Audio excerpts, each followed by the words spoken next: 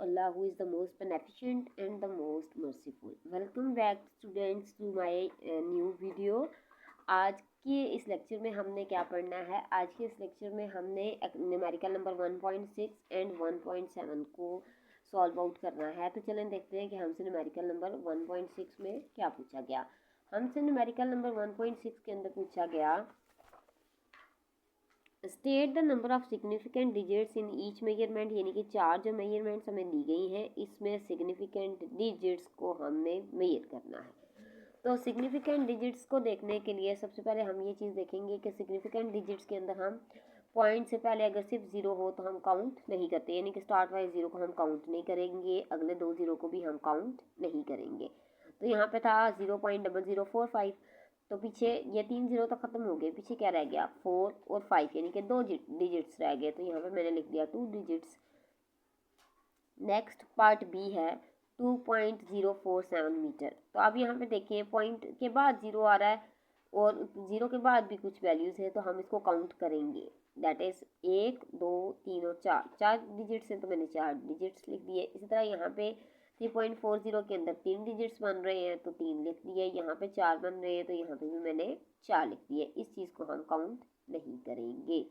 Okay, तो चलते हैं क्वेश्चन नंबर 1.7 की तरफ। न्यूमेरिकल नंबर 1.7 है राइट इन साइंटिफिक नोटेशन। हमने किस में लिखना है?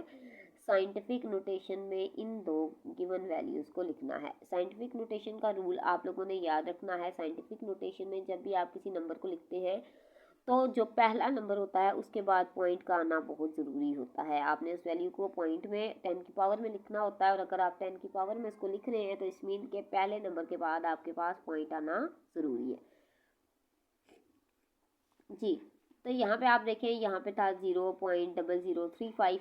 अब ये पॉइंट क्या हो रहा है, लेफ़्ट साइड से राइट की तरफ मूव करेगा। जब भी पॉइंट जो है वो लेफ़्ट से राइट की तरफ मूव करता है तो जो पावर होती है वो नेगेटिव आती है। ठीक है, अब ये देखिए कितने नंबर आगे जा रहा है, 1 2 और 3, 3.5 बन रहा है, तो हमने यहाँ पे 10⁻³ मीटर लिख दिया।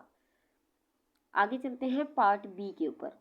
जब पार्ट बी की तरफ आते हैं तो हमारे पास पार्ट बी में क्वेश्चन है 206.4 मल्टीप्लाई बाय 10⁻² मीटर।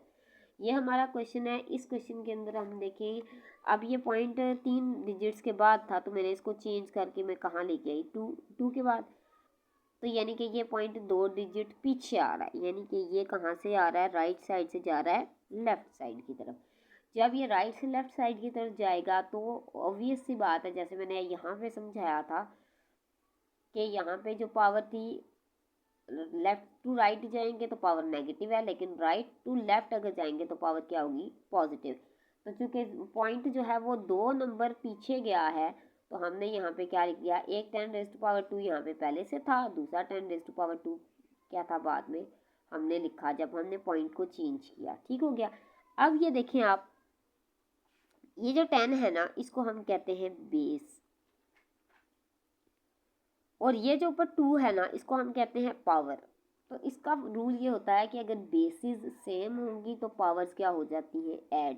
बेस क्या थी दोनों की, 10, तो हम इसको 10 ही लिखेंगे। पावर्स क्या थी, 2 + 2, तो ये कितना हो गया 10⁻⁴। ये आपके पास इस क्वेश्चन का आंसर था। ये थे आज के हमारे 2 न्यूमेरिकल्स। अगर आपको समझ आ गए हों तो बहुत अच्छी बात है, अगर नहीं समझ आए तो आप मुझसे कमेंट सेक्शन के अंदर पूछ सकते हैं। तो मिलती हूँ आप सबसे नेक्स्ट वीडियो में, तब तक के लिए अल्लाह हाफिज़।